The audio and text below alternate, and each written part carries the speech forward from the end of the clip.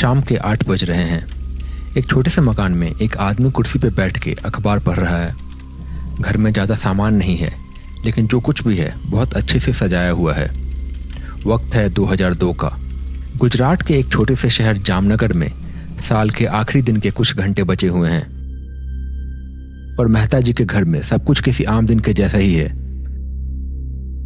मेहता साहब को रिटायर हुए अभी 1 ही साल हुआ है, पर अभी से काम ना होना और दिन भर घर में बैठने की वजह से कभी कभी चिड़चिड़े हो जाते हैं। थोड़ी ही देर में बाहर की मौज मस्ती करने के बाद उनका बेटा सौरभ घर लौटा।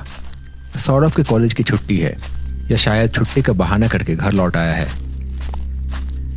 आ गए साहब। और देश की अर्थव्यवस्था का तो ख्याल रख लिया होगा आपने। अमेरिका रूस के बीच का झगड़ा भी सुलझा दिया होगा आपने। सौरभ के पापा ने उसे ताना मारते हुए कहा। सौरभ ने कुछ कहा नहीं और चुपचाप अपने कमरे की ओर जाने लगा। तभी अंदर किचन से आवाज आई। सौरभ बेटा आ गया तू? सुन, जल्दी से जाकर दुकान से सामान ले आ। कल नया साल है, नए साल पे कुछ अच्छा खाना बना दूंगी। पुलाव, मटर पनीर, पूरी और खीर। जल्दी से जाके मिश्रा जी के दुकान से सामान ले आ, वरना कहीं बंद ना हो जाए। सौरभ की माँ ने उसे कुछ पैसे दिए और सौरभ एक झोला लेके बाहर निकल गया। ये एक छोटा सा शहर था तब, जहाँ बड़ी बड़ी बिल्डिंग्स नहीं थी। अभी मोबाइल फोन का प्रचलन नहीं आया था और स्मार्टफोन तो अभी बहुत दूर की बात थी। लोगों के पास समय था और लोग आपस में बात करके ही समय बिताते थे। धीरे धीरे सौरभ मोहल्ले की दुकान पे पहुंचा। मिश्रा जी की दुकान में रोजमर्रा की लगभग हर चीज मिल जाती है। सौरभ दुकान के पास पहुंचा। वहां पहले से 1-2 लोग बैठे हुए थे। मिश्रा जी दुकान के अंदर थे और बाकी 2 लोग उसी मोहल्ले के थे। इनका भी हर शाम यहाँ आके बैठक लगाना आम बात है। क्या लगता है कौन जीतेगा इस बार वर्ल्ड कप? लगना क्या है, इंडिया जीतेगी, बस सचिन जल्दी आउट ना हो। हाँ, मुझे भी यही लगता है। इतने में सौरभ वहां पहुंचा। चाचा, मम्मी ने यह सामान लाने के लिए बोला है, ये दे दीजिए। मिश्रा जी पर्ची लेकर सामान निकालने लगे। इतने में उन्हें ऐसा लगा कि सामने अंधेरे में कोई बैठा हुआ है। रास्ते पे थोड़ी दूर पे ऐसा लगा जैसे कुछ रख के कुछ कर रहा है। फिर चुपचाप बड़ी तेजी से निकल गया। मिश्रा जी उधर ही देखते रहे। क्या हुआ चाचा, किस सोच में पड़ गए? अरे नहीं, कुछ नहीं। सामने किसी ने कुछ तो रखा है। मुझे लग रहा है किसी ने कुछ किया है। वो सब वहां पहुंचे। उन्होंने देखा कि वहां पे एक थाली रखी हुई थी, जिसमें नींबू, मिर्ची, लाल सिंदूर और कुछ मिठाई भी रखी हुई थी। ये सब तंत्र मंत्र इन्हें मेरे ही दुकान के सामने करना है। साले कहां से आ जाते हैं, चैन से जीने भी नहीं देते। ना जाने क्या होने लगा है आजकल। पता नहीं कैसे कैसे लोग आके रहने लगे हैं यहाँ पे। अब तो इनका ये रोज का हो गया है। ये तो अब इनका बढ़ते ही जा रहा है। मुझे पता है, नया साल आते आते लास्ट में ये सब हरकतें बढ़ जाती हैं इनकी। ये सारी साधनाएं इसी समय करते हैं। साधनाएं? कैसी साधनाएं? क्या है ये सब चाचा? अरे कुछ नहीं बेटा, ये सब बकवास बात है। छोड़िए ये सब, और तुम्हारा सामान दे दूं। कुछ घंटे पहले, समय आधी रात का हो रहा है। एक सुनसान स्मशान, जहां अमावस्या की रात का अंधकार हर कोने में छा चुका है। जलती हुई चिताओं की आग से उठती हुई लपटें और राख की तेज गंध चारों तरफ फैली हुई है। दूर कहीं उल्लू की आवाज भी आ रही है और भटकते कुत्तों की हल्की हल्की भौंक सुनाई दे रही है। स्मशान की भूमि पर गहरे अंधकार के बीच 2 तांत्रिक काले कपड़ों में बैठ के कुछ बात कर रहे हैं। शायद कोई साधना कर रहे हैं। माथे पे भस्म लगाए, हाथ में एक माला और झोले में साधना का सामान लिए बैठे हुए हैं। एक तांत्रिक ने कहा, जा, आज तेरी सिद्धि पूरी हो गई। इसके बाद तू काली शक्तियों को अपने अधीन कर सकेगा, लेकिन ये सब तुझे खुद ही करना होगा। जा, कोशिश करके देख, लेकिन इसका गलत इस्तेमाल मत करना।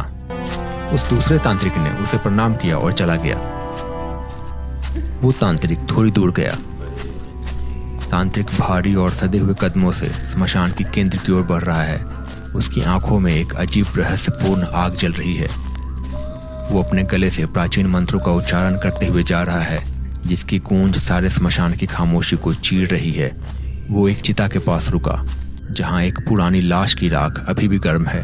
तांत्रिक ने अपने झोले से एक सिंदूर की डिब्बी, एक नारियल, कुछ काले धागे, थोड़ी मिठाई और ऐसा कुछ निकाला। उसका उच्चारण तेज और गहरा होते जा रहा है। आज की रात तुम्हें बंधन को तोड़ के मेरे वश में आना होगा। ओ काल आत्मा, तुझे मेरा गुलाम बनना होगा। उसने चाकू से एक गड्ढा बनाया और उसमें चिता की राख रख के कुछ मंत्र जाप करना शुरू किया। हवाएं और तेज चलने लगी और आसपास के पेड़ों के पत्ते जोर जोर से खड़खड़ाने लगे। तभी अचानक से हवा में एक परछाई दिखाई देने लगी। तांत्रिक ने मुस्कुरा के अपना मंत्र बंद किया। आ गया, अब तुझे मेरा काम करना होगा। एक काली धुंध सी तांत्रिक के सामने घूमने लगी। तांत्रिक ने अपने पास की माला से उस धुंध को अपने बंधन में बांध लिया। अब तू मेरी आज्ञा के बिना कुछ नहीं करेगा। तू मेरी शक्तियों का एक हिस्सा बन चुका है और मेरी इच्छा के अनुसार ही काम करेगा और जैसा मैं बोलूंगा वैसा ही तू चलेगा। श्मशान फिर से शांत हो गया, लेकिन तांत्रिक के चेहरे पे एक विजय की मुस्कान आ गई थी। सौरभ ने कुछ सोचते हुए कहा, अरे कुछ नहीं होता ये सब, कोई बस मजाक कर रहा है या शायद हमें डराने की कोशिश कर रहा है। ऐसा कहकर सौरभ ने उस थाली पे लात मार दिया और साइड कर दिया। अरे बेटा, ये तुमने क्या किया? तुम्हें ऐसा नहीं करना चाहिए था। तुम इन सब चीजों को अभी जानते नहीं हो। कभी कभी ये शक्तियां बहुत ज्यादा खतरनाक हो जाती है। अरे चाचा, ये सब कुछ नहीं होता, ये सब बस अंधविश्वास है, जाने दीजिए। मिश्रा जी, आइए आप सामान दीजिए, देर हो रही है, मम्मी इंतजार कर रही होगी। मिश्रा जी ने कुछ देर में सारा सामान बांध के सौरभ को दे दिया। सौरभ सामान लेके वहां से अपने घर की ओर निकल पड़ा। दिसंबर का आखिरी दिन था और सर्दियां काफी तेज पड़ रही थी। स्ट्रीट लाइट में कोहरा और ज्यादा घना लग रहा था। लोग लगभग अपने घरों में ही थे। थोड़ी दूर आगे जाने के बाद उसने देखा कि रास्ते के किनारे एक बूढ़ा सा आदमी बैठा हुआ है, बस स्टॉप के बगल में ही। ऐसा लग रहा है जैसे वो काफी गरीब था और कुछ बेच रहा था। जब सौरभ उस आदमी के पास से गुजरा तो उस आदमी ने कहा, बेटा कुछ सामान खरीद लो, सुबह से कुछ बिका नहीं, घर जाने पे खाने के भी पैसे नहीं होंगे। सौरभ ने उसे देखा और उसकी हालत देख उसे दया आने लगी। काका, इतनी रात में यहाँ क्यों बैठे हो? घर जाओ, ठंडी लग जाएगी। बेटा कुछ सामान खरीद लो, फिर मैं चला जाऊंगा। अच्छा बताओ, क्या बेच रहे हो आप?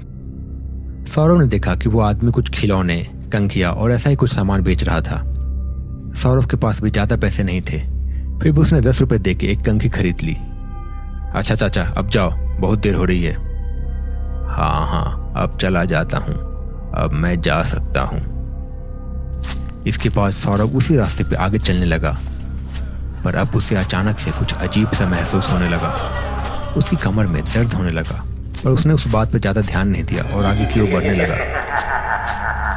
सौरभ ऐसे ही अपने घर की ओर बढ़ने लगा। उसका मोहल्ला आ गया। सामने ही मोहल्ले के कुछ लड़के बैडमिंटन खेल रहे थे। कहीं से एक्सटेंशन कॉर्ड का जुगाड़ करके उन्होंने बैडमिंटन का नेट के पास बल्ब लगा दिया था और हर रात को ये लड़के वहां पर बैडमिंटन खेलते थे। उनमें से एक ने सौरभ से पूछा, भाई आ रहे क्या खेलने? सौरभ ने बात सुनी पर अनदेखा कर दिया और चुपचाप आगे बढ़ता गया। जवाब भी नहीं दिया, शायद सुना नहीं होगा। उसके बाद वो लोग आपस में खेलने लग गए। कुछ देर के बाद सौरभ अपने घर पहुंच गया। उसके बाद उसने सामान रख दिया और चुपचाप अपने कमरे में चला गया। इसे क्या हो गया? बड़ा चुप सा है। पता नहीं, आजकल के सारे लड़के अपने ही धुन में रहते हैं। इसके बाद रात गहरी हो गई। बेटा खाना खा ले, बन गया है। मुझे नहीं खाना, मन नहीं है, सौरभ ने एक बड़ी अजीब आवाज में कहा। सौरभ की माँ ने सोचा कि शायद बाहर से कुछ खा के आया होगा, तो उन्होंने भी ज्यादा बोला नहीं। इसके बाद रात गहरी हो गई। 12 बजते ही समय के पहिए ने नए साल में प्रवेश कर लिया। Happy new year guys. पर आजकल के शहरों की तरह यहाँ कोई शोर शराबा नहीं था, सब शांत था। धीरे धीरे सुबह हो गई। सौरभ अभी भी सो रहा था। सौरभ बेटा उठ, बहुत देर हो गई, कब तक सोते रहेगा? चल उठ के जल्दी से नहा ले, आज आलस करेगा तो पूरे साल आलस करेगा, और अगर आज पापा ने डांटा तो पूरे साल डांट पड़ती रहेगी। पर सौरभ ने कुछ भी जवाब नहीं दिया। सारी आदत तुमने ही खराब करके रखी है, ये भी कोई वक्त है सोने का? रुको, अभी मैं खबर लेता हूं। इसके बाद वो सौरभ के कमरे में गए, पर उसके बाद वो बिना कुछ बोले चुपचाप वहां से दरवाजा बंद करके बाहर आ गए। सुनो, मैं बाहर जा रहा हूं, जब तक मैं ना आऊं तब तक दरवाजा मत खोलना। पर हुआ क्या? कुछ नहीं, बस जब तक मैं ना आऊं तुम दरवाजा मत खोलना, और सवाल मत पूछो अभी, पर जो बोला है वो करो, और हरगिज दरवाजा मत खोलना। इसके बाद सौरभ के पापा वहां से बाहर चले गए। थोड़ी देर में वो बड़े परेशान से एक रास्ते पे आगे चलते गए। वहां एक बड़ा सा पीपल का पेड़ था, और उस पेड़ के पास एक छोटा सा घर था। वो घर के अंदर गए। उस घर में एक आदमी बैठा हुआ था और कुछ सोच रहा था। भगत जी, मुझे आपकी मदद की जरूरत है। क्या हुआ? कोई मुसीबत आन पड़ी? कोई बाधा? भगत जी, मेरा बेटा ठीक से बात नहीं कर रहा था। जब मैं उसके कमरे में गया तो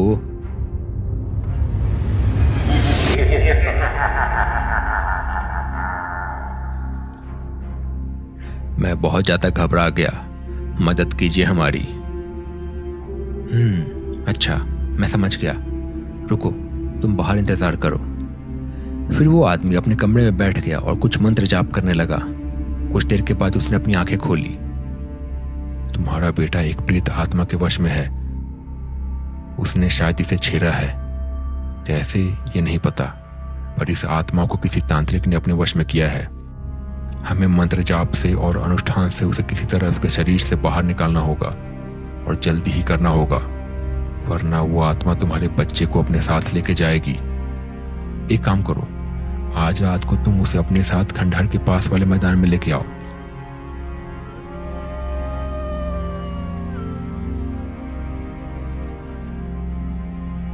रात ढल आई। भगत के कहे अनुसार सौरभ के पापा और मिश्रा जी सौरभ को वहीं लेके गए। आज भगत आग के सामने बैठा हुआ था। उनके जाने के बाद भगत ने मंत्र पढ़ना शुरू किया। मंत्रों की गूंज और आग की लपटें हवा में घूम रही थी। कुछ ही देर में सौरभ के शरीर से एक साया बाहर निकला और हवा में मंडराने लगा। कौन है तू, और तूने इस बच्चे को क्यों जकड़ा है? मुझे कैद किया गया है, इसे ले जाने का आदेश दिया गया था। बोला गया है एक जान लेके आऊंगा तो मुक्ति मिलेगी। इसे छोड़ दे, मैं तुझे मुक्त कर दूंगा। नहीं, ये संभव नहीं है। भगत ने कुछ और मंत्र पढ़े और आग में कुछ डाला। अचानक वो साया तेज चीखते हुए गायब हो गया। सौरभ होश में आने लगा। भगत उसकी तरफ मुड़ के मुस्कुरा दिया, लेकिन उस मुस्कान में एक अजीब सी बात थी। भगत जी, क्या हुआ? वो गया?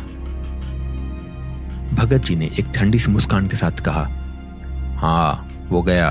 अब तुम बिल्कुल सुरक्षित हो। लेकिन जैसे ही लोग सौरभ को लेकर जाने के लिए आए, भगत ने एक पल के लिए आग में झांका। आग के अंदर उसे एक साया दिखा और उसकी आंखों में पहचान का एक डर था। जैसे ही लोग सौरभ को लेकर जा रहे थे, एक और आवाज भगत के कान में गूंजी। एक पुरानी, गूंजती और ठंडी आवाज। तू समझता है तूने मुझे मिटा दिया। मुझे अपने शब्द याद है भगत। एक जान की बात हुई थी और वो जान अभी भी बाकी है। भगत ने अपने माला को और जोर से थाम लिया, लेकिन उसके चेहरे पे पसीने की बूंदें गिरने लगी थी। सौरभ तो बच गया था, पर अब भगत के चेहरे पे डर का साया था। श्मशान का अंधकार और ज्यादा गहरा होने लगा था।